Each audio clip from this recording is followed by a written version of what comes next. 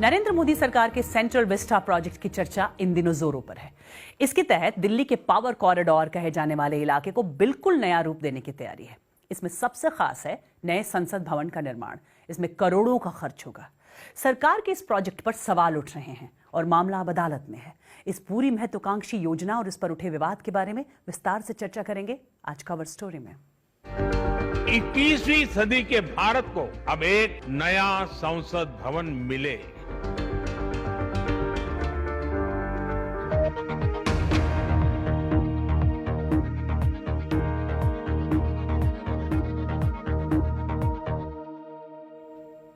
भारत सरकार के इस प्रोजेक्ट पर जैसे जैसे और जानकारी मिल रही है, वैसे वैसे इससे जुड़े सवालों की फहरिस्त भी लंबी होती जा रही है। सवाल यह भी है कि एक नए संसद भवन समेत राष्ट्रपति भवन से लेकर इंडिया गेट के बीच कई इमारतों के निर्माण की योजना सही है या गलत। दिल्ली से नितिन श्रीवास्तव की रिपोर्ट। एक ऐतिहासिक इलाका जिसे देखने लोग दूर दराज से आते हैं। भारत की सत्ता के गलियारे भी यहीं रहे हैं। दिल्ली के सबसे हसीन मानी जाने वाली इस जगह को एक नई शक्ल देने की योजना है। जब भारत अपनी आजादी के 75 वर्ष का पर्व मनाए तो उस पर्व की साक्षात प्रेरणा हमारी संसद की नई इमारत बने। हालांकि इस प्रोजेक्ट के बारे में पहले कम सुना गया था, तो कुछ को हैरानी भी हुई जब 2019 की चुनावी जीत के महीनों बाद ही भाजपा सरकार ने इसकी घोषणा की। बहरहाल शुरुआत होगी संसद से और नई इमारत में खर्च होंगे तकरीबन 971 करोड़ रुपए। तैयार होने की तारीख साल 2024 है, लेकिन एक बड़े सवाल के साथ, क्या सुप्रीम कोर्ट इसे बनाने की इजाजत देगी? जिस तरह से ये पूरा प्रोजेक्ट चल रहा है, ये हमारी सारी प्रोसेसेस एंड इंस्टीट्यूशंस को निगेट कर रहा है।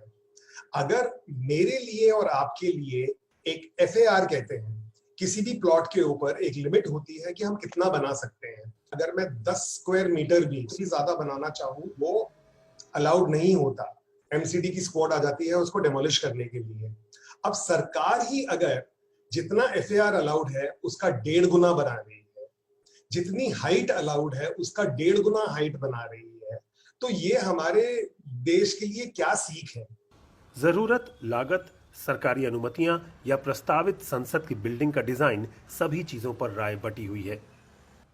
जहां सरकार ने सुप्रीम कोर्ट को सभी की राय और तरीकों को शामिल करने का भरोसा दिलाया है, सुप्रीम कोर्ट ने प्रोजेक्ट संबंधी सरकारी कदमों को आक्रामक करार दिया है। क्या आजाद भारत में पहले भी ऐसा हुआ है? ज्यादातर प्रोजेक्ट्स जो हैं वो through competition, national international competition के थ्रू बने हैं। इन्वॉल्वमेंट जो रहा है वो प्रोफेशनल्स का, आर्टिस्ट्स का, उनका रहा है। अभी मुझे लगता है कि सरकार जो है, ब्यूरोक्रेसी और गवर्नमेंट जो है, वो इस पे बहुत ज्यादा हावी है। सरकार का दावा है कि परियोजना राष्ट्र हित में है और सेंट्रल विस्टा के आधुनिक होने की जरूरत है। रहा सवाल इस हरे भरे और खुले इलाके में ज्यादा इमारतें बनाने का, तो सरकार का कहना है कि वो इसमें ज्यादा हरियाली लाने वाली है। लेकिन विरोध के ज्यादा स्वर पर्यावरण को लेकर ही उठे हैं। सबसे पहले आपने पर्यावरण को अलग से उससे पूरे प्रोजेक्ट से तोड़ के उसका एक पर्यावरण आकलन करना, मतलब पर्यावरण स्वीकृति लेने की जरूरत की, और ये बोला कि क्योंकि ये स्टैंड अलोन अकेली बिल्डिंग है और ये एक सिर्फ एक्सपेंशन प्रोजेक्ट है, तो हम इसका पूरा पर्यावरण आकलन करेंगे ही नहीं।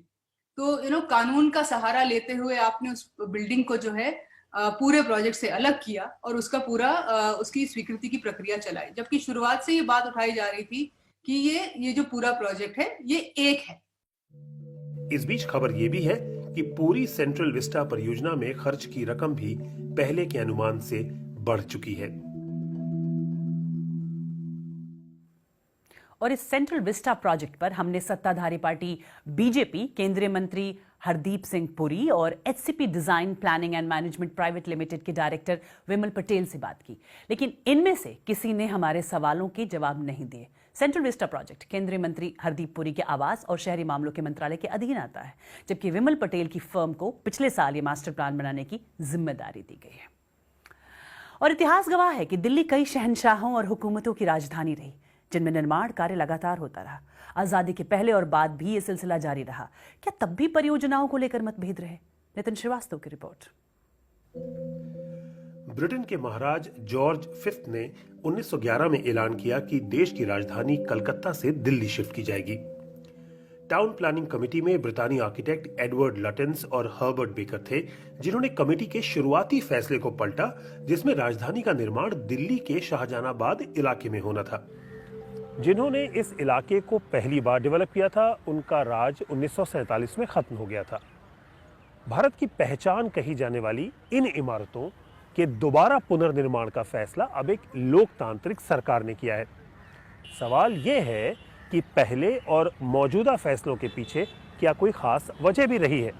लटेंस के मास्टर प्लान में तो वही था जो आज बनने जा रहा है। इतनी बड़ी बड़ी 10 इमारतें थी ऑफिस के बिल्डिंग की। हमारे जो देश के मास्टर प्लानर्स हैं, उन्होंने उस चीज को रोका।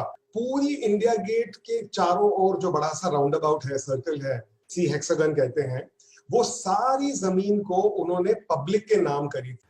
दिल्ली में हाल ही में बना नेशनल वॉर मेमोरियल इसके विपरीत एक उदाहरण है।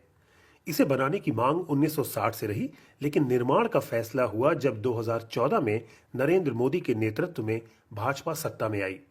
साल भर तक ग्लोबल डिजाइन टेंडर उपलब्ध रहे, जिसमें देश विदेश के आर्किटेक्ट अपने मॉडल के साथ शामिल हुए। मौजूदा सेंट्रल विस्टा परियोजना की तुलना में विवाद ना ही के बराबर रहे। फिर सेंट्रल विस्टा परियोजना से परहेज क्या? ये सिर्फ दिल्ली की धरोहर नहीं है, ये पूरे देश की धरोहर है। क्यों ना एक जन संशोधन किया जाए। आप बताइए कि क्या प्लान है, उसके ऊपर पब्लिकली आप सारे इनपुट लीजिए। एक या दो लोगों की बात नहीं है, ताकि क्रिएटिव आइडियाज जो हैं वो उसकी तरफ से निकल के आएंगे और लोगों को ये भी लगेगा कि ये जगह जो है ये हमने साथ में सोच के बनाई है। आपसी मतभेद पहले भी हुए थे। मिसाल के तौर पर सेंट्रल विस्टा डिजाइन करने वाले दोस्तों लटेंस और बेकर में राष्ट्रपति भवन, नॉर्थ और साउथ ब्लॉक की ऊंचाई पर राय अलग अलग थी। मौजूदा सरकार में तो ये जाहिर नहीं होता, लेकिन बहुत से नागरिक समूह और आम नागरिक सरकारी पारदर्शिता के दावे पर अदालत पहुंच चुके हैं। क्या ब्रितानी शासन वाले और अब के सेंट्रल विस्टा में तुलना हो सकेगी?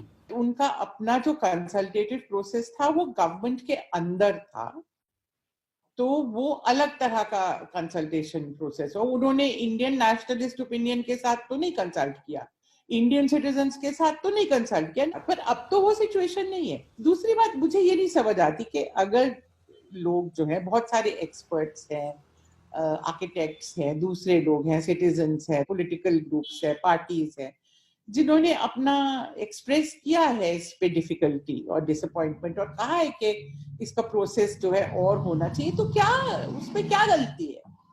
वो क्यों नहीं हो सकता? प्रधानमंत्री का दावा है कि नई संसद जो नए सेंट्रल विस्टा का हिस्सा है, 21वीं सदी के एक आत्मनिर्भर भारत का प्रतीक होगा। सरकार का कहना है कि मामले की तय समय सीमा को ध्यान में रखना है, जबकि परियोजना का विरोध करने वाली आवाजें भी तेज होती जा रही हैं। मनीष जलोई और जुगल पुरोहित के साथ नितिन श्रीवास्तव, BBC दिल्ली।